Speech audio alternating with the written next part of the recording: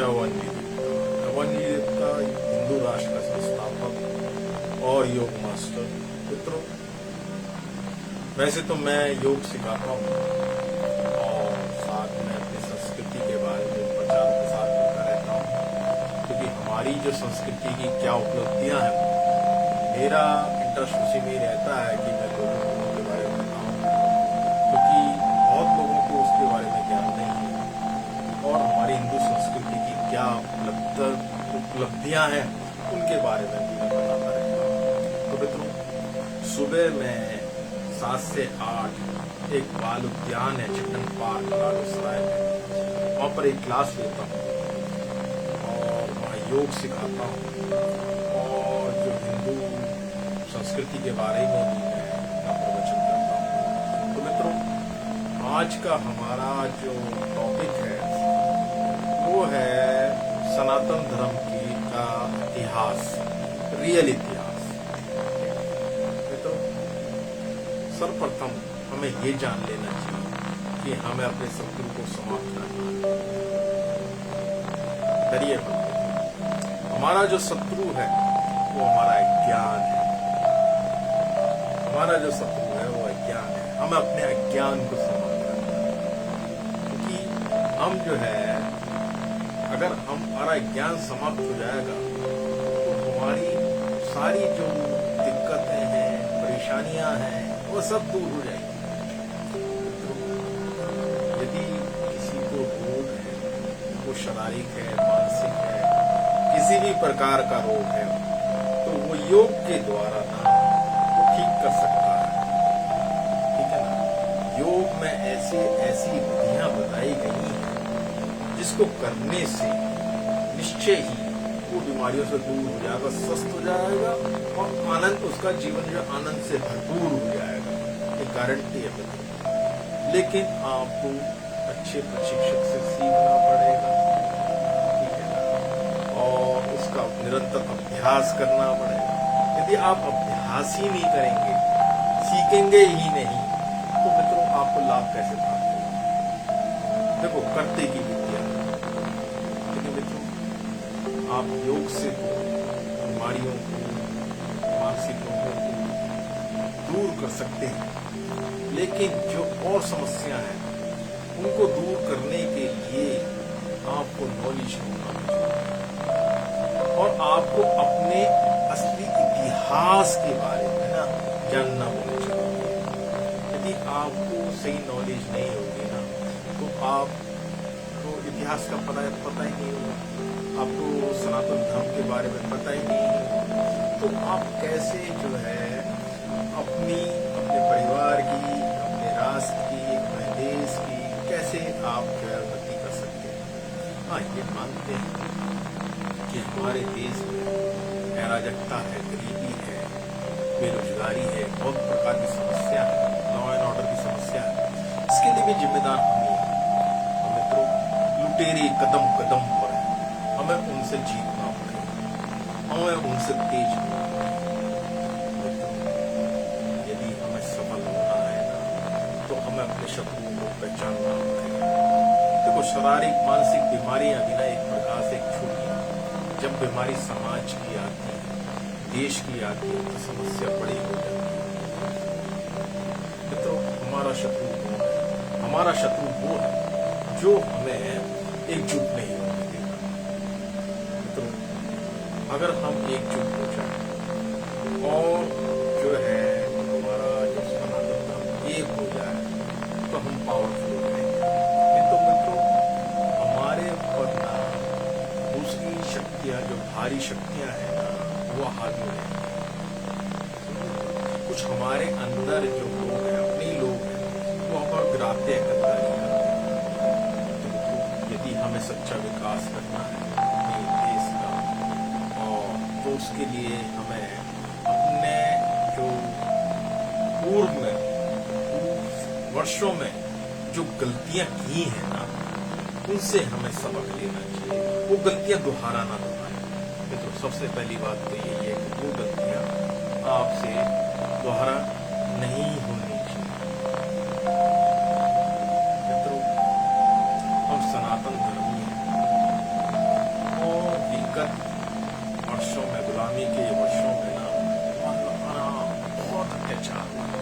इससे अधिक अत्याचार आप उनकी कल्पना भी नहीं कर सकते उस दुख की कि कितने हमारे ऊपर अत्याचार, क्योंकि हमें अपना जो वास्तविक इतिहास है ना वो पता ही नहीं। उसके ना पता होने के कारण, ज्ञान ना होने के कारण बहुत सारी भ्रांतियां। लगभग 2500 साल से हम गुलामी में जी रहे थे। अभी भी कोई खास तरक्की नहीं। और इसके पीछे आप पूछेंगे कि भाई हम गुलाम क्यों हो गए, क्यों हम प्रतंत्र रहे, क्यों हमारे पास बाहरी शक्तियां आगे रही, वो शासन करती रही, क्या कारण था? उसके लिए जो हमारे जो राजा लोग थे वही जिम्मेदार थे, वो अय्यास थे, वो दूरदृष्टि वाले नहीं थे। वो अपनी अय्याशी में रहते थे और गरीब जनता में बड़े बड़े कर लगाते थे। वो जात पात का भेद करते थे। इसी कारण करके ना हमारे ऊपर भारी हमलावरों ने आए, हमें लूट पाट के भी ले जाते थे और हम पर जो है शासन करते थे। शासन किया मुगलों ने, अंग्रेजों ने। लेकिन जो वामपंथी इतिहासकार है ना उन्होंने बहुत गलत तरीके से हमारे इतिहास को पेश किया। वो सही ढंग से पेश नहीं किया, तोड़ मरोड़ के झूठ डाल के तब उसको पेश किया। तो आइए चलते हैं कि हम अपने असली इतिहास पर नजर डालें। मित्रों, जो मुस्लिम हमलावर है वो 711 में मोहम्मद बिन कासिम था। 711 में वो आया सिंध प्रांत की तरफ से, मात्र 16 साल का लड़का था और वो आया, उन्हें राजा दाहिर थे सिंध प्रांत के, उन्हें हरा दिया कि वो छल कपट में और युद्ध कला में निपुण था। और राजा दाहिर ने आसपास के राजाओं से मदद भी मांगी, लेकिन उसकी मदद किसी ने नहीं और उनको हरा दिया। उनके परिवार पर, प्रजा पर बहुत अत्याचार, धनमान ताण किया, कैद करके औरतों को, बच्चों को। जो है मोहम्मद बिन कासिम जो इराक से आया था, जब ईरान से आया था, कहीं से आया था, तो वो ले गया। तो जो फर्स्ट एंट्री हुई मुस्लिम वो 711 ईस्वी साल को 971 से लेकर 1030 तक के बीच में मोहम्मद गजनवी नाम का एक हमलावर आता था अफगानिस्तान से, तोड़ के चला जाता था और वो लूटपाट करता था। सोमनाथ का एक मंदिर है गुजरात में, सोना चांदी लगा होता था, वो लूटपाट कर लेकर जाता, मारपीट करके अपना एक सेनापति भी छोड़ गया, याजीब नाम था शायद उसका, तो वो भी लूटपाट करता था। अब तो 1186 में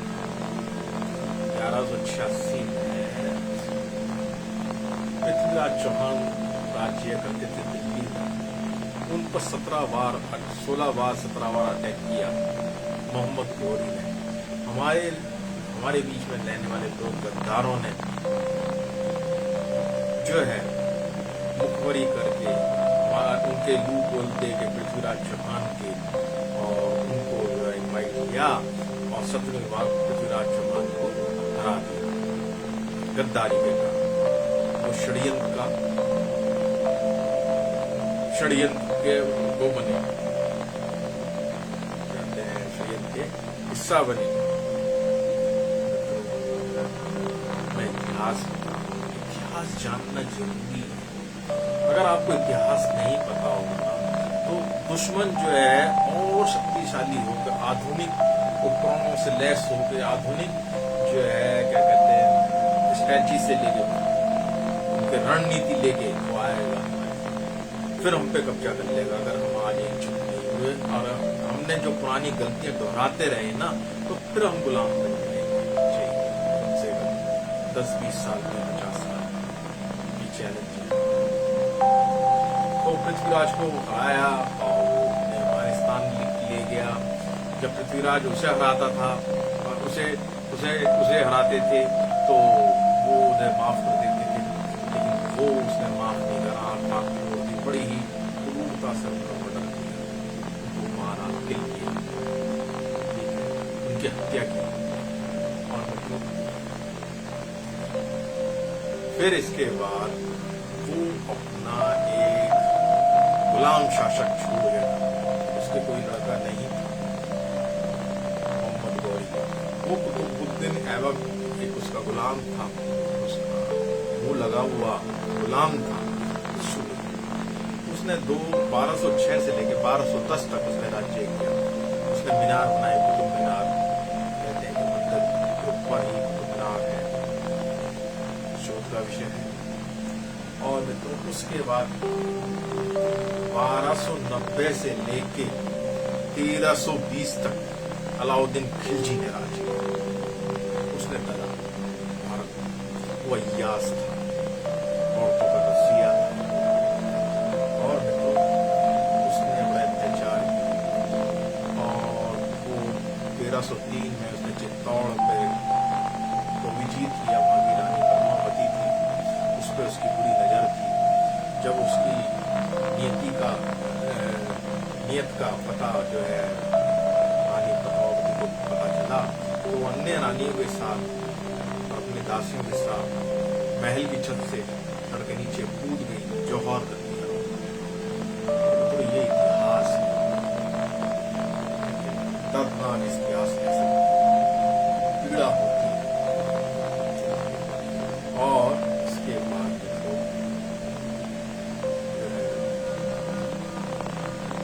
तुगलक वंश आया 1320 से लेकर 1420 तक, 1414 तक तुगलकों ने राज्य किया और हिंदुओं पर अत्याचार होता। इसी बीच में 1399 एक भयंकर तुर्क हमलावर आया जिसका नाम तैमूर लंग था। उसने कत्ले आम किया, इतना कत्ल किया कि दिल्ली की सड़कें लहू से लाल हो गई, खून से लाल हो गई। हम कुछ नहीं।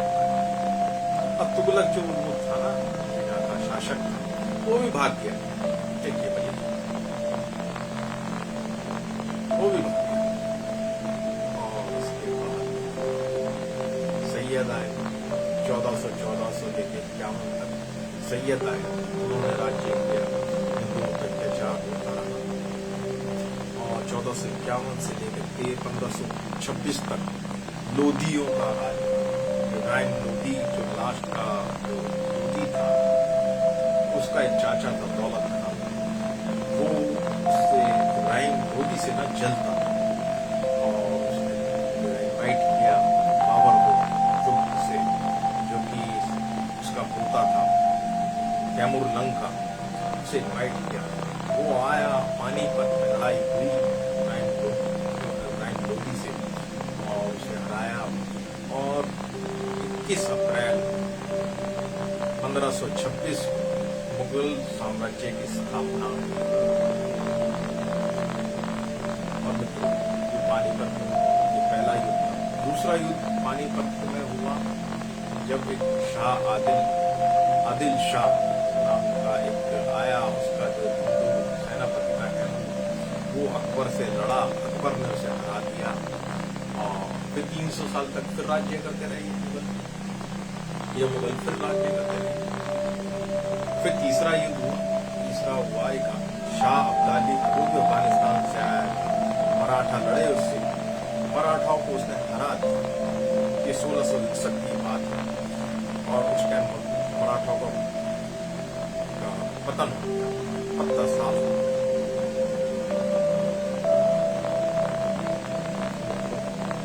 इतिहास चल रहा है।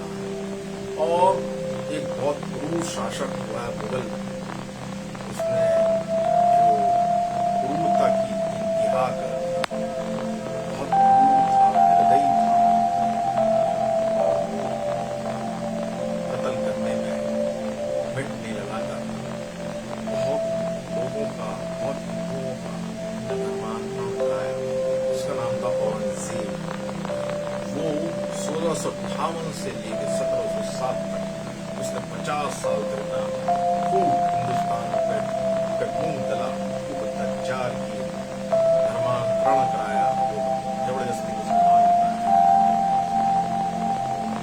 ये पता होना चाहिए। अगर नहीं पता होगा, अगर ये गलतियां हम इतिहास से हमें सीखना चाहिए, क्योंकि इतिहास से हमने जो पूर्व गलतियां की हैं, यदि वो गलतियां हम फिर करते रहेंगे तो फिर जो है हमसे बड़ा मूर्ख और फिर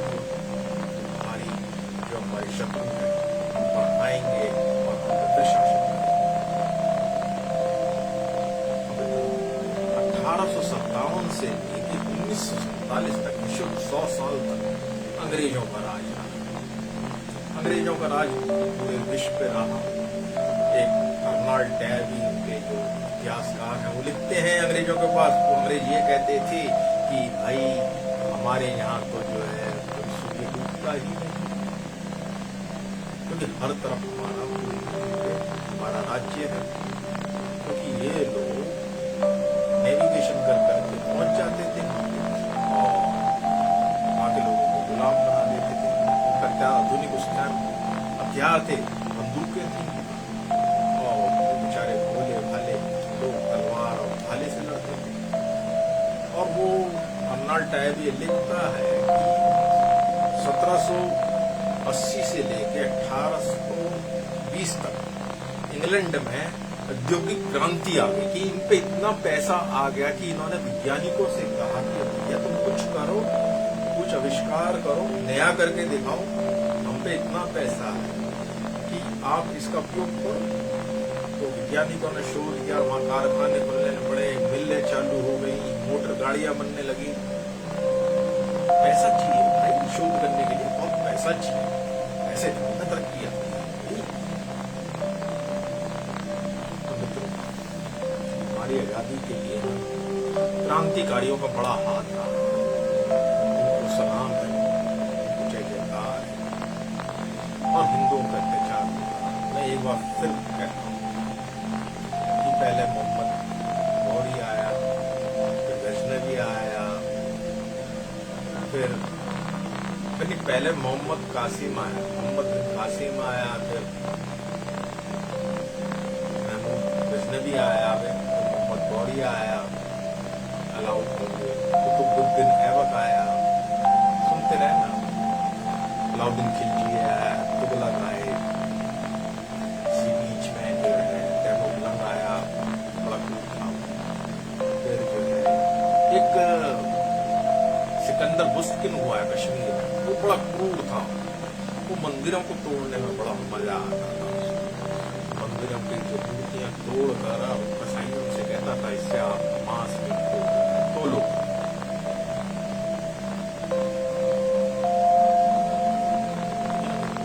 बड़ा क्रूर था, फिर आपको पता ही है उसके बाद सैयद है, लोधी है, प्रशासन। और मित्रों, जो बाबर था वो बड़ा क्रूर था। उनने जो है अपने शिविर के पास लाशों को ढेर लगा, वो सिर काट देता था। सिर कटे हुए जो थे, कटे सिर देख के सैनिक जो थे, वो जो हिंदुस्तान के सैनिक थे, वो भाग जाते थे। इसी प्रकार औरंगजेब जो सेकंड लास्ट जो वो तो बहुत क्रूर था, मैं पहले ही बता चुका हूँ। उसने बहुत धर्मांतरण किया, उसका एक ही काम था, ये था कि सारी पृथ्वी को मुसलमान इस्लाम ला। फिर जो है अंग्रेज आए, बताइए अंग्रेजों को भी पता है। और मित्रों, ये हमलावर आखिरकार भारत में ही क्यों आते थे भाई, क्या कारण था? ये भी एक पहलू है। कहते हैं कि जो हिंदुस्तान है, जो भारत था, उसमें वो सोने की चिड़िया था, इतना पैसा था, लेकिन सुरक्षा के लिए कुछ नहीं करते थे। और एक 2500 साल पहले एक राजा विक्रमादित्य हुए हैं, उस टाइम पे क्या था कि बौद्ध धर्म का और जैन धर्म का मौल्य था। उन्होंने जो है देखा, उन्होंने मंदिरों की खोज करवाई और मूर्ति पूजा स्टार्ट करवाई, साथ में उन्होंने बिजनेस बनाया, सोने की गिन्नियां बनवाई, ठीक है, सोने की मुद्रा बनाई, व्यापार बढ़ा, फूला, एकजुट कराया, सबको व्यापार की तरफ ध्यान लगाया, सुरक्षा के तरफ ध्यान लगाया राजा विक्रमादित्य ने। और छठी शताब्दी में एक शंकराचार्य हुए, वो दक्षिण की तरफ से आए, क्योंकि जो हमलावर है उत्तर की तरफ से आते, अभी दक्षिण नहीं छुआ, अछूता।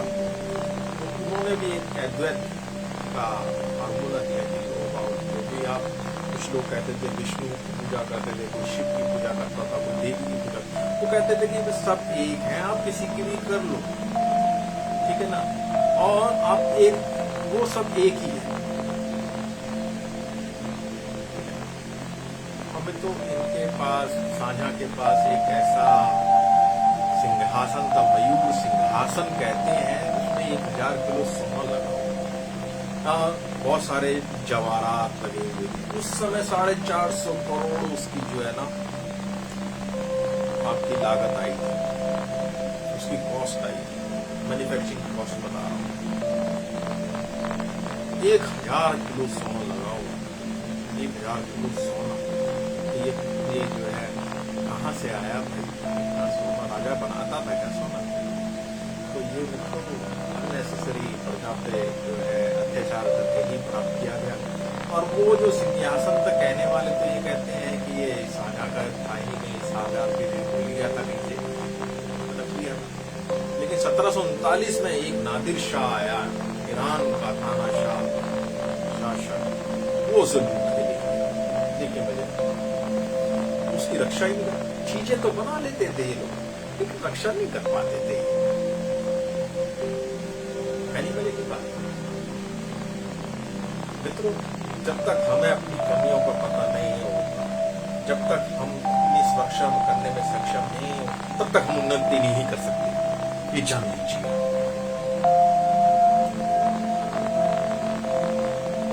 जब तक सही इतिहास का पता नहीं,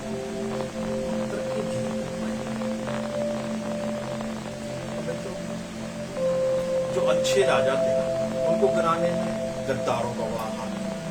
एक जयचंद हुए, सुधर साहब थे, पृथ्वीराज चौहान, उनकी मुखबरी करके पृथ्वीराज चौहान को हरा दिया। हालांकि उनको भी जिनके लिए गद्दारी, जिनको टिप्स दिए थे मोहम्मद गौरी ने उसको बाद में उसका भी कत्ल कर दिया, जयचंद। एक मान सिंह थे, वो अकबर की तरफ से सेनापति लड़े, जबकि वो राजपूत थे। और किसके खिलाफ लड़े? महाराणा प्रताप के खिलाफ लड़े। एक फणिदास घोष, मैंने गद्दारों के बारे में कुछ बता दिया गया है। एक फणिदास घोष हुए, फणिदास घोष जो कि भगत सिंह के जो है मित्र थे और स्वतंत्रता संग्राम में उनके साथ थे। जब वो पकड़े गए तो एकदम बदल गए, सरकारी गवाह बन गए, और उन्हीं के कारण से भगत सिंह की फांसी की सजा। एक जियाजी सिंधिया थे ग्वालियर के, उन्होंने अंग्रेजों से मिलकर अंग्रेजों को लक्ष्मीबाई जी के, रानी झांसी की लक्ष्मीबाई जी, उनके जो है जोड़ियां बनाई, उनके भेद बताए, जिसके कारण अंग्रेजों ने झांसी की रानी लक्ष्मीबाई का कत्ल कर दिया। एक मीर जाफर हुआ, बंगाल का सिराजुद्दौला एक नवाब था, उसका सेनापति मंत्री था। वो अंग्रेजों से सिराजुद्दौला के भेद बता के उसको हरवा दिया। और जब उसको बनाया अंग्रेज ने उन्हें, तो मोहम्मद बिन एक मीर कासिम था, उसने उसके भेद बता के उसको मरवा दिया। तो मीर कासिम को भी अंग्रेजों ने मार दिया। एक मीर सादिक हुआ, टीपू सुल्तान। हालांकि टीपू सुल्तान जो है बहुत ही भयंकर, वो जो है हिंदुओं का के लिए पुरुष शासक था, बहुत धर्मांतरण कराए। और टीपू सुल्तान जो है मैसूर का शासक था, था उसका सेनापति जो था, जो मंत्री था, ये शादी उसने मुखबरी करके उसकी कमजोरियां बता के, उसके भेद बता के टीपू सुल्तान को भी हरवा दिया। देखिए गद्दार लोग बहुत डेंजर होते हैं, जैसे शरीर में कैंसर होता है ना साहब, वैसे होते हैं ये लोग। इससे बच के रहिए, ये परिवार के ही लोग होते हैं। और ये आप इन्हें सामने वाला शत्रु को दिख रहा है, जो बाहर का शत्रु, ये दिखते भी नहीं है, मीठा बोलते हैं, अपने लोग बोल देंगे कि चोरी चोरी आपके टिप्स दे देंगे, गिराते हैं। इस सुरक्षा में भेद को सेंध लगा देते हैं।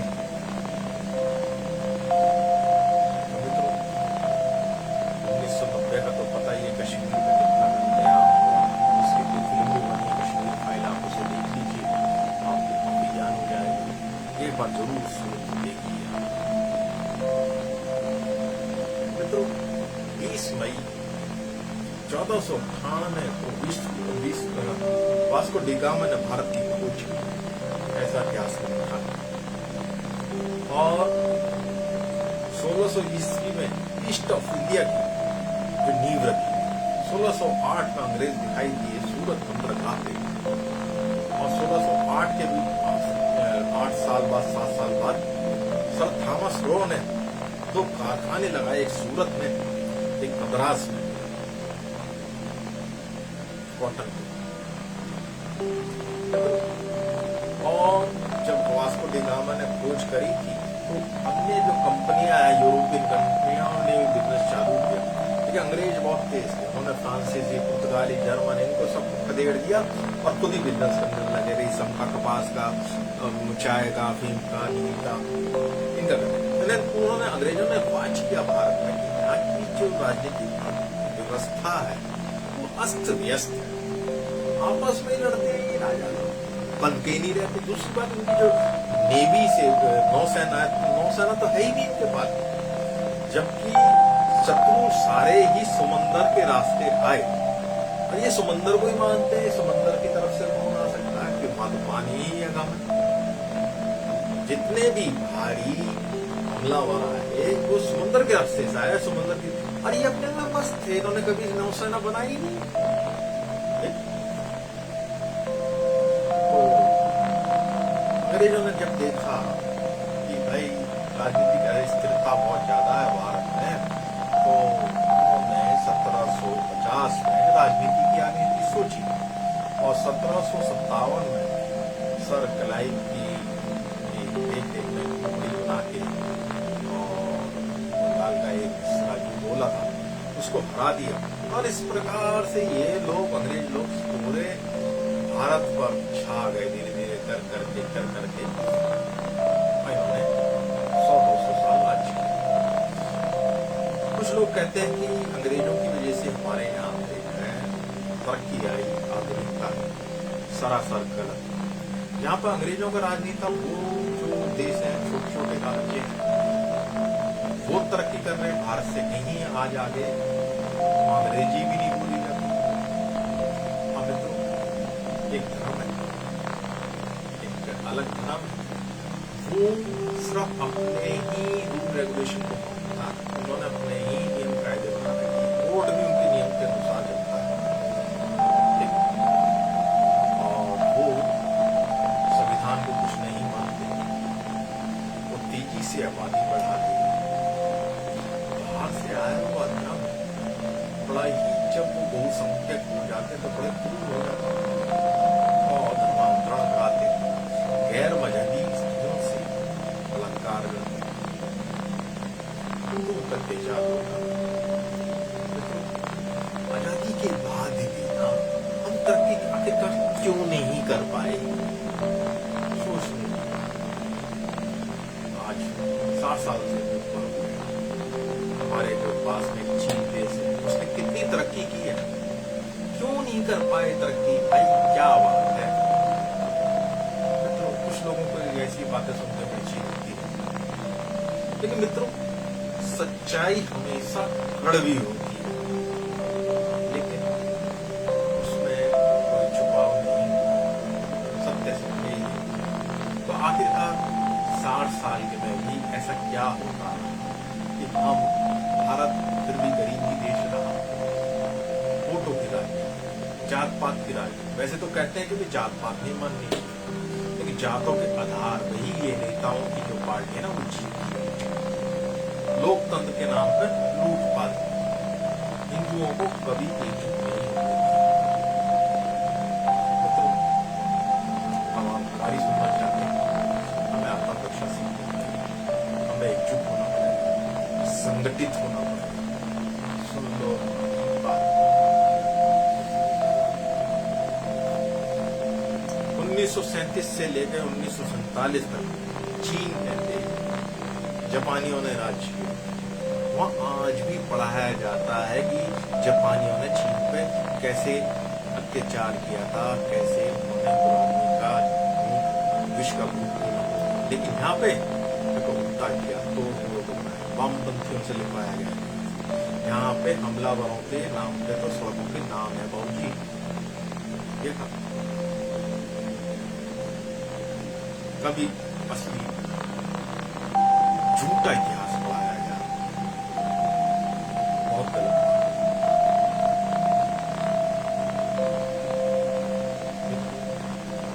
हमें एकजुट होना पड़ेगा, हमें अपना पहले शरीर मजबूत करना पड़ेगा, मन मजबूत करना पड़ेगा, अपना दिल मजबूत करना पड़ेगा, एकजुट होना पड़ेगा, संगठित होना पड़ेगा।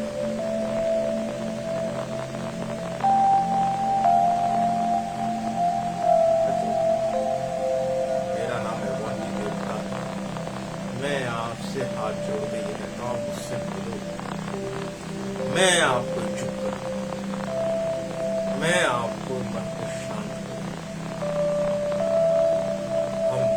हमें एक ध्वज के नीचे आना ही पड़ेगा।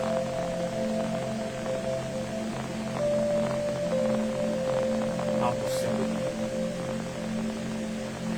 जो हमारा एवॉन्जी देवता हिंदू राष्ट्र है उसका सदस्य बनिए, इसका प्रचार प्रसार कीजिए। कुछ लोग कहते हैं अरे ये तो पुरानी बात है, इतिहास ये अपना कुछ है भाई, तुम गलत सोचते हो, गलत सोचते हो। इस बात इतिहास को ही दोहराता है, शत्रु वही है, रूप बदल के आएगा, आधुनिक शस्त्र से आएगा, आधुनिक रणनीति से आएगा, फिर हावी होगा। अगर आज एकजुट नहीं हुए ना बोलिए, फिर गुलामी बचा लेना अपने बहन बेटियों।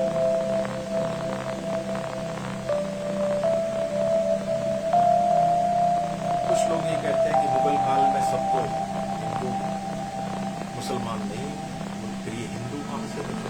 अरे क्या बात कर रहे हो यार, कैसी बातें कर रहे हो? कैसे उन्होंने अस्मतों को बचाया, अपनी इज्जत को बचाया, जजिया कर देते थे। आप उनके दुख देख लो, खाना नहीं खा पाओगे। वामपंथियों ने गलत इतिहास लिखा, गलत पिक्चर पेश की, किताबों में पढ़ाया गया, एनसीईआरटी की किताबों में पढ़ाया गया गलत इतिहास।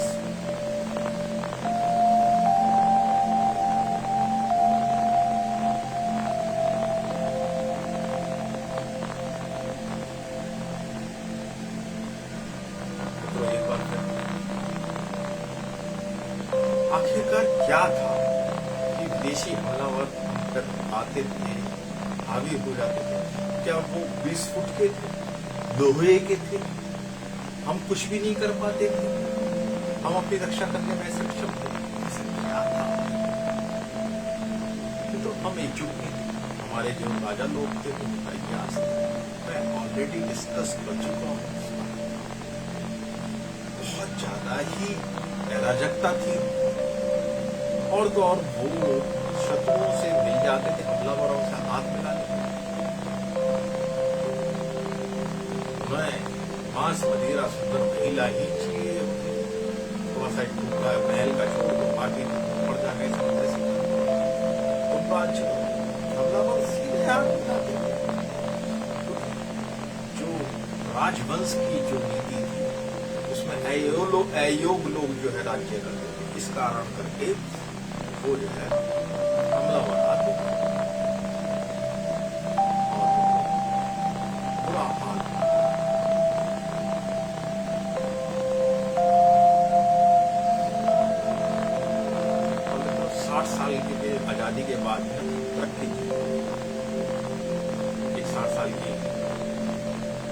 विचार थे खास नहीं किया, तरक्की की, तो हमें बीमारी का डायग्नोस करना पड़ेगा, जभी तो ट्रीटमेंट मिलेगा। हम इतिहास को जानना पड़ेगा, जानेंगे, आत्ममंथन करेंगे, तुम गलतियां नहीं दोहराएंगे तभी तो तरक्की कर पाएंगे, नई रणनीति बनाएंगे, वो गलतियां ना करें और तभी तो हम आगे बढ़ पाएंगे।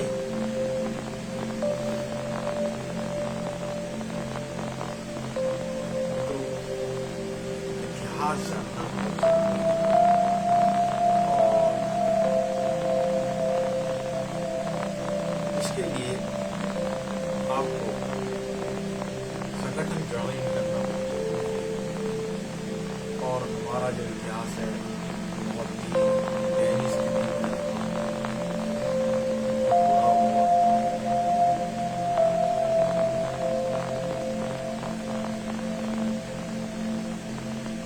और आगे क्या कहें कि हमें ये गलतियां नहीं दोहरानी और बहुत साल तक हम गुलामी के उसमें रहे और गुलामी में ना अब हम आजाद हो गए हैं तब भी हम लापरवाह हैं। बहुत क्रांतिकारियों ने अपने बलिदान दिया तब जाके बड़ी मुश्किल से जाती है। अगर हम इसके सहज के नहीं रख पाएंगे, इसको सुरक्षित नहीं करेंगे तो हम फिर गुलामी का दर्द कैसा होता है, तो गुलामी जानता है।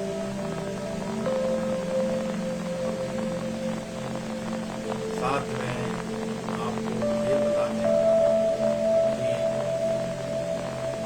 जो अलग धर्म वाले लोग हैं उनके साथ कलयुग और जो वामपंथी सरकारें हैं उनके साथ, लेकिन वो जब जाते हैं धर्मयुद्ध के लिए, जहाँ से धर्म आया है वहाँ जाते हैं, सीरिया वगैरह, तो उनको एहसास कराया जाता है कि यू आर ए कन्वर्ट, आप अच्छे लड़ाका नहीं बन सकते क्योंकि आप परिवर्तित हैं। उनको एहसास नहीं कराया जाता, वो इतने अहंकारी नहीं। हिंदू पे अत्याचार होता रहा, अब तक हो रहा, और ये कलयुग है ना, इसको तप, स्वच्छता, दया, सत्य ये पसंद नहीं है, ये नहीं है, ये बात है, ये कलयुग पसंद नहीं है। और जब कलयुग के जो अवगुण है या गुण कह लो, और जो अलग धर्म वालों के जो गुण है वो मिलते हैं, कलयुग में पता क्या होता है? कलयुग में जुआ होगा, शराब, परिस्थिति का मत हो, हिंसा हो, झूठ होगा, मद होगा, काम होगा, बैर होगा, ये सब चीजें होंगी। और मित्रों, हमें कलयुग से जीतना है, कलयुग से तेज चलेंगे जब जीत पाएंगे, हमें एकजुट होना है। तो मित्रों, वो ये लोग जो है जिहाद की बात करते हैं, उनका जो धर्म है खतरे में है, इसलिए जिहाद करते, वो गजबाए हिंद की बात करते कि हिंद को जीतना, वो हिंद को जीतने की बात करते कि हिंद के लोगों को वो तकजूब मानते हैं। वो गजबाए चीन नहीं कहते, गजबाए अमेरिका नहीं कहते, गजबाए रशिया नहीं कहते, गजबाए जर्मनी नहीं कहते, गजबाए हिंद कहते हैं। क्योंकि हिंद के लोग कमजोर है ना, वो जानते हैं। ये शायद गलत है, हमें तो उनके खिलाफ कोई उनकी कम्युनिटी का आदमी बोलता है तो उसके खिलाफ वो फतवा जारी कर देते हैं और वो अपने धार्मिक स्थल पे अपने लड़कों को दौड़ाके बनाते हैं, गलत शिक्षा देते हैं, कहते हैं तुम जीतोगे तो इस पृथ्वी को रोको, नहीं तो बाहर ऊपर जन्नत वापस 72,000 लोगों को जब वो करोगे मैंने शराबें पियोगे, पूरे मिलेंगे। पता कोई किसी निर्दोष को मार के जन्नत मिलती, हमारे में तो गाय, हाथी, कुत्ता, चंडाल, चींटी, पेड़ पौधे, इनमें भी संभाव देखा जाता है। वो कहते हैं और मित्रों, आप इन पर विश्वास नहीं कर सकते। साथ हमें एकजुट होना पड़ेगा, हमें एकजुट होना पड़ेगा और हमें तन से मन से संगठित होना पड़ेगा, अपने को मजबूत बनाना पड़ेगा। योग कीजिए, आप सीखिए, हमेशा के कीजिए, मैं सिखाऊंगा आपको। भगवान जी देवता हिंदू राष्ट्र से कीजिए और भगवान जी देवता हिंदू राष्ट्र का प्रचार प्रसार कीजिए। जो मेरा हमारी संस्था का नाम भगवान जी देवता हिंदू राष्ट्र प्रचार करेगा, मुझे इस पृथ्वी पे सबसे प्यारा मित्रों सैकड़ों हम पशु पक्षियों में गाय हाथी कुत्ता चंडाल में संभाव देखते हैं। हमारा यही है कि हमें कष्ट होता है, दूसरे को हम दयालु सैकड़ों। इसका मतलब ये नहीं कि कोई भी आके हम पे आगे हो जाएगा। हम अहिंसा के पुजारी हैं, अहिंसक है, लेकिन नपुंसक नहीं है। तो मेरा आग्रह है आप मुझसे मिले और हमारे जो संस्कृति है उसको जाने, योग सीखें, निःशुल्क है, मेंबर बने, कोई फीस नहीं है। और हम 7 से 8 सुबह 7 से 8 में एक क्लास लेता हूँ, मेरा प्रवचन होता है, योग सिखाता हूँ। 7 से 8 आप ऑनलाइन भी देख सकते हैं, मेरा पेज है भगवान जी देवता हिंदू राष्ट्र।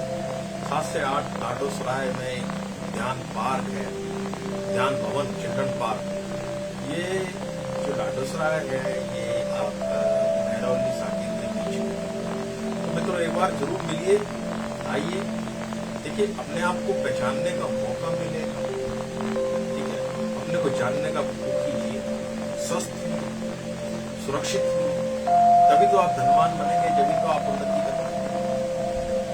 तो मित्रों आप एक बार मिल जरूर लीजिए, आपके लिए समय नष्ट मत कीजिए, अपने को पहचानिए, अपनी खामियों को पहचान के आगे दोहराएं, साथ में हम अपनी रणनीति बनाएं। हमें किसी को नुकसान नहीं पहुंचाना, लेकिन अपनी सुरक्षा करने का अधिकार सबको होता है। इसी के साथ